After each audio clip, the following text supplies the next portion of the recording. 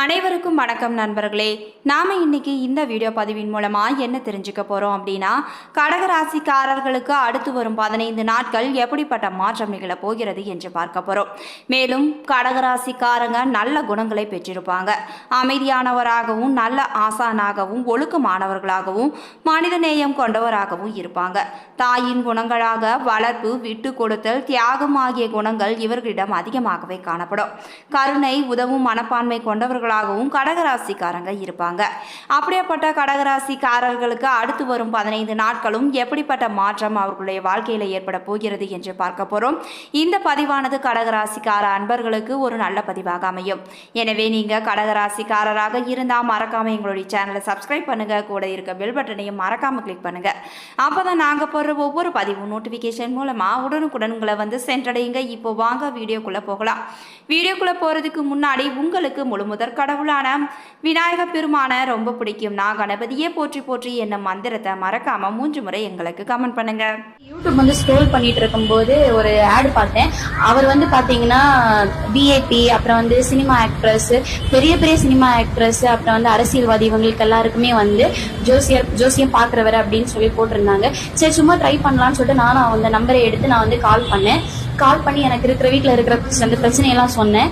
அதுக்கு எனக்கு ஏதாவது ஒரு நல்ல தீர்வு சொல்லுங்க அப்படின்னு அவங்க கிட்ட சொன்னேன். அப்போ அவங்க என்ன சொன்னாங்கன்னா, என்கிட்ட சின்ன சின்ன விஷயத்த சேஞ்ச் பண்ண எனக்கு சொன்னாங்க. நான் அதை சேஞ்ச் பண்ணேன். எனக்கு இப்போ எல்லா பிரச்சனையுமே சரியாச்சு.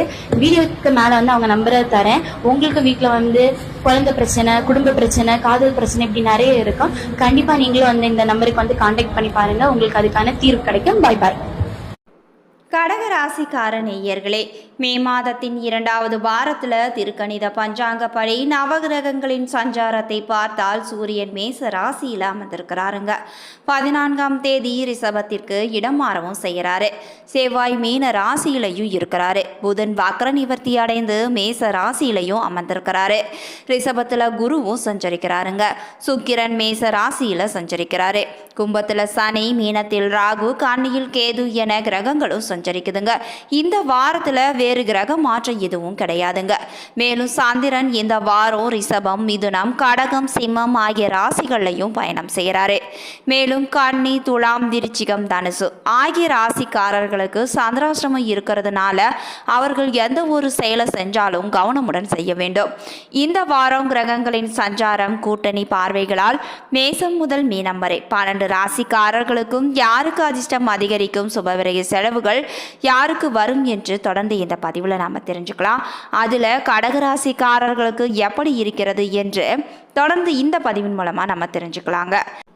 வளர்ச்சிகளை சீராக அள்ளி தருகின்ற சந்திரனை அதிபதியாக கொண்டவங்க தான் கடகராசிக்கார நேயர்கள். அப்படிப்பட்ட உங்களுக்கு அடுத்து வரும் 15 நாட்களும் எப்படிப்பட்ட மாற்றம் நிகழப் போகிறது என்று பார்க்கலாம். சூரிய பகவான் உங்களுடைய ராசிக்கு 10 மற்றும் 11ஆம் இடத்துல அமர்ந்திருக்கிறாருங்க. அரசாங்கம் வகையில் ஏற்பட்ட சிக்கலை அரசியல்வாதிகள் மூலமாக நீங்க தீர்த்து கொள்ள போறீங்க. குடும்பத்தின் மகிழ்ச்சிக்காக புதிய திட்டங்கள் அனைத்தையும் நீங்க தீட்டுவீங்க. சந்திரனின் சஞ்சாரம் சாதகமான பலனை உங்களுக்கு தருதுங்க. பங்குச்சந்தை வியாபாரத்துல நீங்க பயம் இல்லாமல் இறங்கலாம். செவ்வாய் 9ஆம் இடத்தில் இருப்பதால மணல் வியாபாரிகள் மனநிறைவான வருமானத்தை பெறுவாங்க. பொதுப்பணித்துறை வேலைகள் உங்களுக்கு புதிய பொறுப்புகளையும் கொண்டு சேர்க்க போது. புதன் 10ஆம் வீட்டில் இருப்பதால வியாபாரம் சம்பந்தப்பட்ட முக்கியமான முடிவுகளை நீங்க நன்கு ஆராய்ந்து செயல்படுத்துவது தான் நல்லதுங்க. குரு 11ஆம் இடத்தில் இருப்பதால சாமர்த்தியமாக பேசி நடக்காத திருமணத்தை கூட நீங்க நடத்தி வைப்பீங்க. ஏற்றுமதி இறக்குமதி தொழில் உங்களுக்கு நல்ல லாபத்தை கொடுக்க போகுது. சுக்கிரன் 10ஆம் இடத்தில் இருப்பதால குடும்பத்தில் குழப்பங்கள் இருந்தாலும் கூட அந்த குழப்பமானது தானாகவே சரியாகிவிடும். ஏருக்கு மாறாக நடந்த பெண் பிள்ளை நீங்கள் சொல்வதை கேட்டு நடப்பாங்க. சனி 8ஆம் இடத்தில் இருப்பதால வாகனங்களில் செல்லும் போது நீங்க கவனமாக இருக்க வேண்டுங்க. அறிமுகம் இல்லாத நபர்களுக்கு லிஃப்ட் கொடுக்க கூடாதுங்க. ராகு 9ஆம் இடத்தில் இருப்பதால தொழில்துறையில வேகமான முன்னேற்றம் உங்களுக்கு ஏற்பட போகுது. தடங்கள் இல்லாமல் தனவரவானது அமையும். மேலும் கேது 3ஆம் வீட்டில் இருப்பதால குடும்பத்தோடு உல்லாச பயணமும் மேற்கொள்ள போறீங்க. ஆடம்பரமான விருந்து நிகழ்ச்சிகள்ல நீங்க கலந்து கொள்ளவும் செய்வீங்க. மேலும் கடகராசிக்காரர்களுக்கு இந்த வாரத்தில் பணவரவுக்கு எந்த ஒரு குறைவுமே இருக்காதுங்க. அதே சமயம் சில தேவையற்ற செலவுகளும் உங்களுக்கு ஏற்பட்டு கொண்டு தான் இருக்கும். அவசிய தேவை என்றாலும் கூட இப்போது கடன் வாங்குவதை நீங்கள் தவிர்த்து விட வேண்டும். உடல் ஆரோக்கியத்தில் சற்று கவனம் நீங்கள் செலுத்த வேண்டும். பால்ய நண்பர்களின் சந்திப்பு உங்களுக்கு மகிழ்ச்சியும் ஆறுதலும் தருவதாகவே அமையுங்க. சகோதரர்களால் சில சங்கடங்கள் ஏற்பட்டு அந்த சங்கடங்களும் நீங்கிவிடும். அலுவலகத்தில் உங்களுடைய பணிகளில் கூடுதல் கவனம் நீங்க செலுத்த வேண்டும். இப்போதைக்கு சலுகைகள் எதையும் நீங்க எதிர்பார்க்க முடியாது. சிலருக்கு இடம் மாறுதல் கிடைப்பதற்கும் வாய்ப்புகள் அதிகமாகவே இருக்குது. வியாபாரத்தில் எதிர்பார்க்கும் லாபம் உங்களுக்கு கிடைக்காதுங்க. வியாபாரம் அபிவிருத்தி அடைய கூடுதலான முயற்சியும் உழைப்பும் உங்களுக்கு தேவை. குடும்பத்தை நிர்வகிக்கும் பெண்களுக்கு செலவுகளால் சற்று சிரமப்பட வேண்டியும் இருக்கலாம்.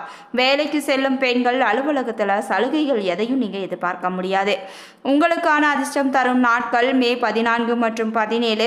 அதிர்ஷ்டம் தரும் எண்கள் 2 மற்றும் 7. நீங்கள் வழிபட வேண்டிய தெய்வம் தட்சிணாமூர்த்தி. பரிகாரமாக தினமும் காலையில் வீட்டு பூஜை அறையில் தீபம் ஏற்றி கீழ்காணும் பாடலை 3 முறை சொல்லி வந்தாலே உங்களுடைய வாழ்க்கையில் ஏற்படுகின்ற பிரச்சனைகள் அனைத்திற்கும் கண்டிப்பாக ஒரு விடிவு காலம் கிடைக்குங்க. அந்த பாடல் என்னவென்றால், மாசில் வீணையும் மாலை மதியமும் வீசு தென்றலும் வீங்கில வேனிலும் மூசு வண்டரை பொய்கையும் போன்றதே ஈசன் எந்தே இணையடி நீழலே என்ற பாடலை தினமும் பூஜை அறையில் 3 முறை சொல்லி வாருங்கள். கண்டிப்பாக உங்களுடைய வாழ்க்கையில் சிறு மாற்றமாவது ஏற்படுங்க. புனர்பூசம் 4ஆம் பாதம். இந்த நட்சத்திரத்தில் பிறந்தவர்களுக்கு இந்த வாரத்தில் குழந்தைகளின் ஆரோக்கியத்தில் நீங்கள் மிகுந்த கவனமுடன் இருக்க வேண்டுங்க. மேலும் வியாபாரிகளுக்கு வங்கி கடன்கள் பெறுவதில் எந்தவித சிக்கல்களும் ஏற்படாது. வியாபாரிகள் தங்களுடைய வாக்கால் வாடிக்கையாளர்களை கவர்ந்து அதிகப்படியான லாபத்தை நீங்கள் பெருக்க முடியும். மேலும் பெயரும் புகழும் ஓங்கி நிற்கும். அறிவுத்திறனும் உங்களுக்கு அதிகரித்து தான் காணப்படும். சிலர் பண விஷயங்களில் மிகவும் எச்சரிக்கையுடன் இருப்பது தான் உங்களுக்கு நன்மையை பெற்றுத்தரும். நல்லவர்களுடன் ஏற்படும் பழக்கத்தால உங்களுக்கு நல்லதே நடக்குங்க. மாணவர்களுக்கு கல்வியில அதிகப்படியான தேர்ச்சியும் உண்டாகும். சிலருக்கு பிரிவும் பகையும் கூட ஏற்படலாம். உழைப்பு அதிகமாகி அதற்கேற்ற ஆதாயம் உங்களுக்கு கிடைக்காதுங்க. தொலைதூர செய்திகள் வர இல்லத்துல மகிழ்ச்சி பெருகி காணப்படும். சிலருக்கு புது புது பதவிகளும் அதனால வருவாய் பெருக்கமும் ஏற்பட போகுது. அடுத்து பூசம் நட்சத்திரம். பூசம் நட்சத்திரத்துல பிறந்தவர்களுக்கு இந்த வாரத்துல தனவரவு, கூட்டாளிகள் ஒத்துழைப்பு, புகழ், கௌரவம் ஆகியவை ஏற்பட அதிகப்படியான வாய்ப்புகள் உள்ளது. அதிக பயணங்களையும் அதன் காரணமாக உறவுகளிடையே பிரிவும் ஏற்படலாங்க. உத்தியோக லாபம் மற்றும் பெண்களால் முன்னேற்றம் ஆகியவை ஏற்படவும் இந்த வாரம் வாய்ப்புகள் உள்ளது. அரசு பணியில உள்ளவர்களுக்கு வரவேண்டிய நிலுவைத் தொகைகள் அனைத்தும் வந்து சேரும். புதிய வாகன யோகமும் உங்களுக்கு ஏற்பட போகுதுங்க. யாத்திரையும் வெளிநாட்டு பயணங்களும் உங்களுக்கு ஏற்படலாம். தர்ம காரியங்களுக்கு பணத்தை நீங்க தாராளமாக செலவு செய்து அதன் மூலமாக மகிழ்ச்சியும் அடைவீங்க. கேளிக்கை, பிறந்த நாள் விருந்துகள் என மகிழ்ச்சி அனைத்தும் பொங்க போகுது. மேலும் இந்த வாரமானது உங்கள் வீட்டில் சந்தோஷம் நிறைந்தே காணப்படும். நல்லோர் சேர்க்கையால மாணவர்களுக்கு கல்வியில தேர்ச்சியும் உண்டாகுங்க. அடுத்து ஆயில்யம் நட்சத்திரம். ஆயில்யம் நட்சத்திரத்தில் பிறந்தவர்களுக்கு இந்த வாரத்தில் மனதில் பண விஷயமான சிந்தனைகள் அதிகரித்து கொண்டுதான் இருக்கும். கோபத்தில் வெளிவரும் துர்வார்த்தைகள் காரணமாக மற்றவர்களின் மனமானது புண்படும். தேவையற்ற செலவுகள், புதிய கடன்கள் வாங்கக்கூட நேரலாம். எனவே உங்களுடைய தேவையற்ற செலவுகளை நீங்கள் குறைத்து கொள்ள வேண்டும். உயர் அதிகாரிகளிடம் பணிவுடன் நடக்காவிடில் பணிகளை நீங்கள் எதிர்பார்த்த முன்னேற்றங்களை நீங்கள் எட்ட முடியாதுங்க. எனவே உங்களுடைய உயர் அதிகாரிகளுடன் நீங்கள் பணிவுடன் நடக்க வேண்டும். சிலருக்கு தொழிலில் சிறு சிறு தடைகள் ஏற்பட்டு கொண்டு தான் இருக்கும். தொலைதூர செய்திகள் மூலமாக உங்களுடைய இல்லத்தில் மகிழ்ச்சியானது அதிகரித்தே காணப்படும். மேலும் சிலருக்கு தொழிலில் புதிய கொள்முதல் மூலமாக அதிகமான வருவாய் பெருக்கமும் ஏற்பட போகுது. புதிய வாகன யோகமும் ஏற்படலாம். யாத்திரையும் வெளிநாட்டு பயணங்களும் உங்களுக்கு ஏற்பட போகுதுங்க. வாடிக்கையாளரிடம் நட்பு பாராட்டும் வியாபாரிகளுக்கு அதிக லாபமும் உங்களுக்கு கிடைக்கும். மேலும் ஆயில்யம் நட்சத்திரத்தில் பிறந்தவர்களுக்கு உங்களுக்கு அடிக்கடி கோபம் ஏற்பட்டு கொண்டே இருக்கும். அந்த கோபத்தை நீங்கள் தவிர்க்க வேண்டுங்க. அதை தவிர்க்காவிட்டால் மற்றவர்களின் மனது புண்படும்படியாக நீங்கள் பேசிவிடுவீங்க. அதனால் நீங்கள் கோபத்தை ஏற்படுத்துவதை கண்ட்ரோல் படுத்தி கொள்ள வேண்டும். இதுவரைக்கும் கடகராசிக்காரர்களுக்கு அடுத்து வரும் 15 நாட்களும் எப்படிப்பட்ட மாற்றமெல்லாம் நிகழப் போகிறது என்று பார்த்தோம். இந்த பதிவானது கண்டிப்பாக கடகராசி அன்பர்களுக்கு ஒரு நல்ல பதிவாக இருந்திருக்கும் என்று நம்புறேன். இது போன்ற பயனுள்ள தகவல்களை நீங்கள் உடனுக்குடன் தெரிஞ்சுக்கணும்னா மறக்காம எங்களுடைய சேனலை சப்ஸ்கிரைப் பண்ணுங்க. கூட இருக்க பெல் பட்டனையும் மறக்காம கிளிக் பண்ணுங்க. அப்பதான் நாங்கள் போடுற ஒவ்வொரு பதிவும் நோட்டிஃபிகேஷன் மூலமாக உடனுக்குடன் உங்களை வந்து சென்றடையுங்க.